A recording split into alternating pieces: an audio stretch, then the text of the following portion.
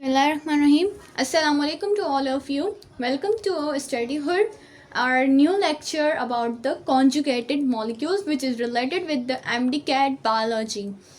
तो आपको पता है कि हमने अपने लास्ट सेक्शन में स्टार्ट किया था अबाउट द बायोलॉजिकल मॉलिक्यूल्स। तो आज हम उसी टॉपिक को एक लास्ट टॉपिक है उस पूरे सबसेक्शन का विच इज़ कॉन्जुगेटेड मॉलिक्यूल्स। तो कॉन्जुगेटेड मॉलिक्यूल्स अपने नाम से ही जाहिर कर रहा है, यानी कि यहाँ पे मॉलिक्यूल्स की कॉन्जुगेशन होनी है, यानी कंबाइन हो रहा है। अब अगर हम इसको डिफाइन करेंगे तो how will we define this? It is defined as the like two different molecules. सबसे पहले आपने बताना है कि टू डिफरेंट मॉलिक्यूल्स, और वो किससे बिलोंग कर रहे हो? बिलोंगिंग with different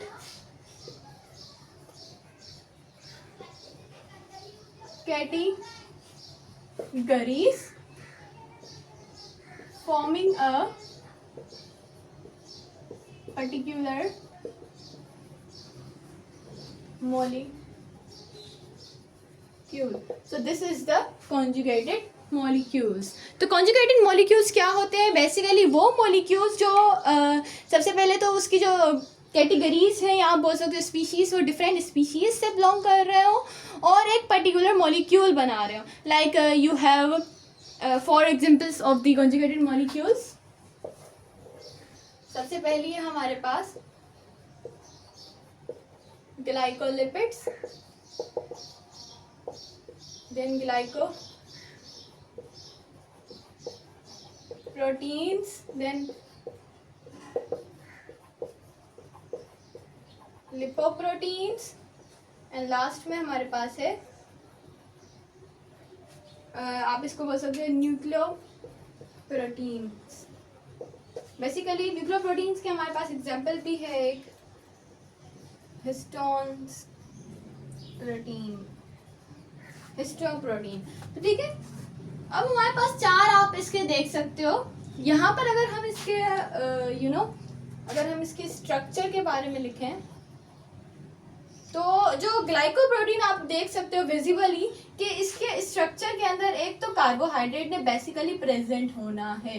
वाई हमें कैसे पता चला? क्योंकि यहाँ पर इसके नाम में ही ग्लाइको मौजूद है, और उसके साथ साथ यहाँ पर लिपिड्स ने भी मौजूद होना है।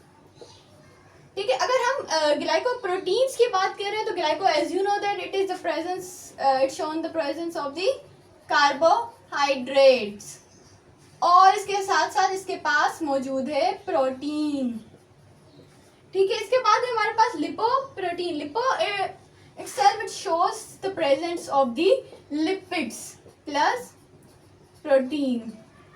और आपको पता है कि जो न्यूक्लियोप्रोटीन है उसमें यहाँ एक न्यूक्लियोटाइड्स मौजूद होंगे विथ प्रोटीन्स। ठीक है, जिसकी हमें एग्जांपल भी है हमारे पास हिस्टोन प्रोटीन्स। अब अगर हम इसके फंक्शन की बात करें, लाइक इसके फंक्शन क्या है, तो जो ग्लाइकोलिपिड्स हैं, सबसे पहला तो इसका ये फंक्शन है कि ये हमारे मेनली प्रेजेंट है in the structure of cell organelles, यानी काफ़ी सेल के ऐसे ऑर्गेनेलीज हैं जिसमें ये एज अ स्ट्रक्चर काम कर रहा है। अब हमारे पास ग्लाइकोलिपिड्स की जो एग्जांपल है वो ये है कि ये सेल मेम्ब्रेन में भी हमारे पास इजीली आपको फाइंड आउट हो जाएगा। और दूसरी बात, अगर हम पर्टिकुलरली आप यहाँ पे लिख देते हैं एग्जांपल में सेल मेम्ब्रेन, और जो आपके पास ग्लाइकोप्रोटीन है ये भी मेनली आपको सेल मेम्ब्रेन में ही नजर आते हैं, और जो लिपोप्रोटीन्स है these are also found in our cell organelles like cell membrane. ठीक है, अब अगर हम न्यूक्लियोप्रोटीन्स की बात की जाए तो ये आपको पता ही है किसने किसमें मौजूद होना है। इसमें ऑफकोर्सली इसने क्रोमोसोम्स में मौजूद होना है। ठीक है, तो ये था हमारे पास कुछ कॉन्जुगेटेड मॉलिक्यूल्स।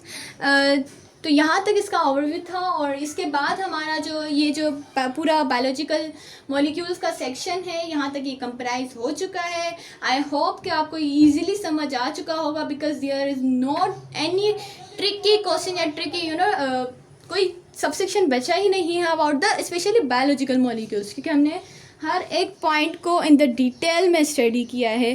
अब हम जब तक नेक्स्ट सबसेक्शन को डिस्कस करें, तब तक के लिए उससे पहले अल्लाह